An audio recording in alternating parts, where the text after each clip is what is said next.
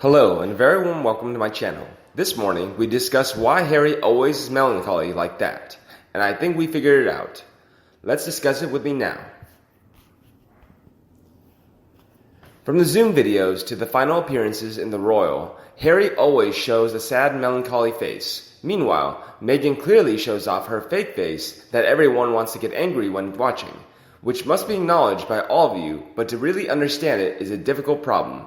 And according to the data we aggregate, we had speculated as follows. Clearly, we saw Harry begin to get angry.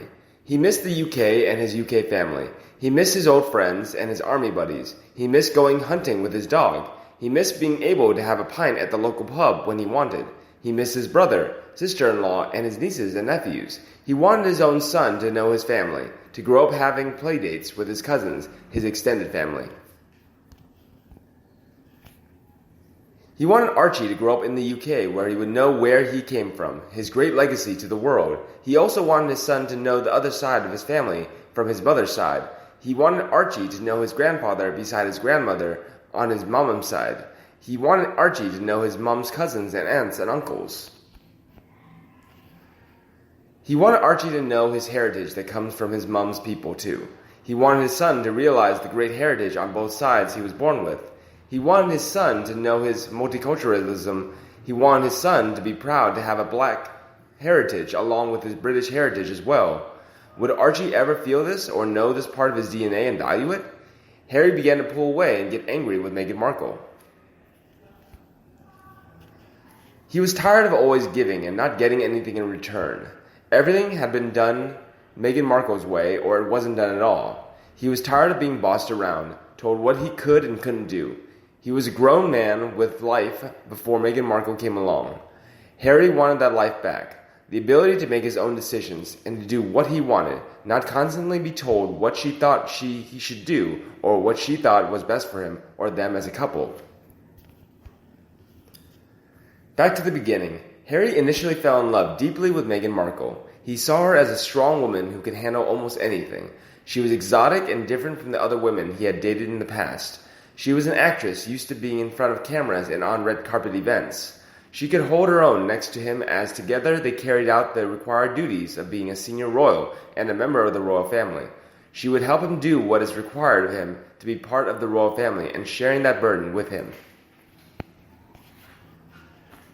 However, as time passed, it became apparent to Harry that no matter what he did that Meghan Markle told him he needed to make her happy. She was never happy. No matter what he did, it was never enough for her.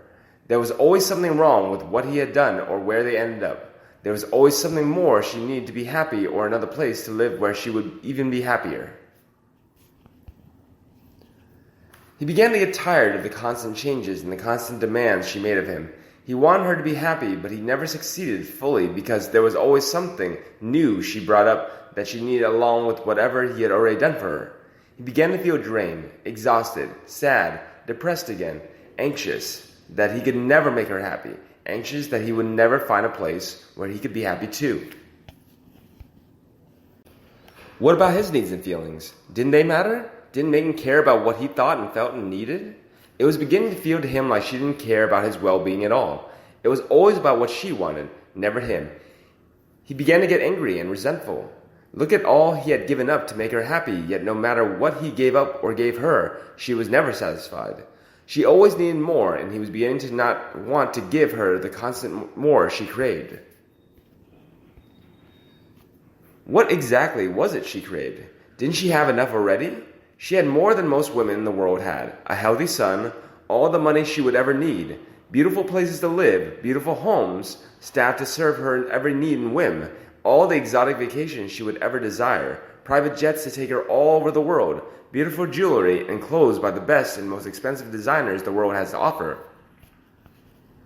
Anything she wanted to be was available. All she had to do was wish it, and it was done. It was hers. Yet no matter what she wished for and got, she always wanted something more, something bigger or better or more expensive.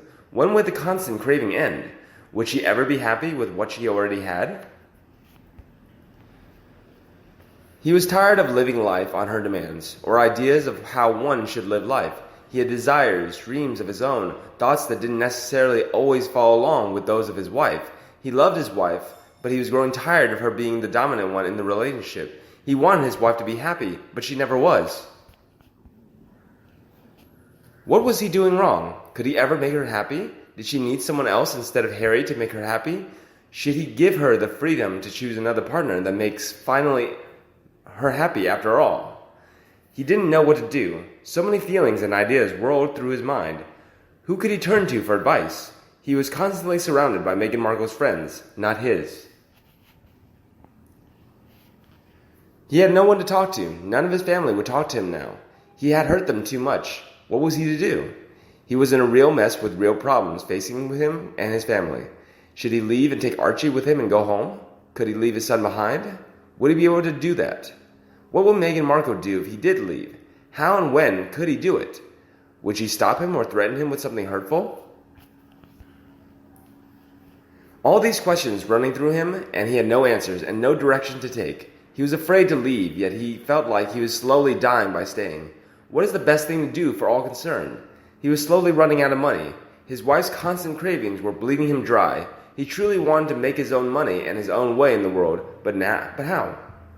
It had been almost 6 months now since they left the royal family, and what he had really accomplished, let alone what money had they earned on their own. Did he really want another book written about them that he didn't know what was going to say or how it would portray him and his family?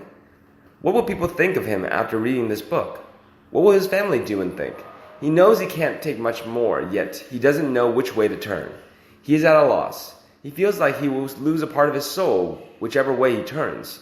His leaving will never be easy, and he is set to lose so much more than he ever thought he'd lose. What has happened to his life? How could it be so destroyed in 2 years? What has gone wrong? Is it him or Meghan Markle, or a combination of both, or none at all? What to do? What to do? No matter how he analyzes it, he can't come to a conclusion, let alone a plan on how to handle the mess his life has become. No matter what decision he finally makes, he is going to lose big time everything he ever valued in life. Will he lose his son? How will that play out? Will he be able to see his son or have contact with him if he leaves? Will she try to gain sole custody of Archie and never allow him access to his son again? Is that even legal? He needs to talk to an attorney, because should it be an attorney in California or the UK? So many decisions, and he has no idea which way to turn or where to start. How could life have become this complicated and messed up? He thought if he loved Meghan Markle enough, their lives would be perfect and happy, and they would have a family, and he would finally have the things he always wanted his entire life.